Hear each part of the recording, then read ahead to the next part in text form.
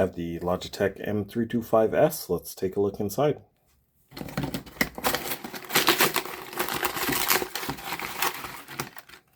Okay, so we have the mouse right here. Yeah, I kind of ripped that up, but you get the point. So the mouse is right here.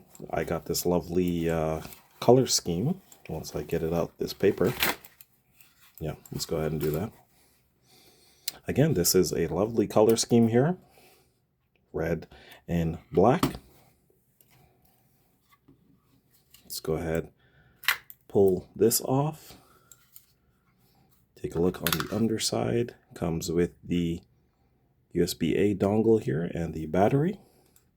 Switch here for toggling on and off.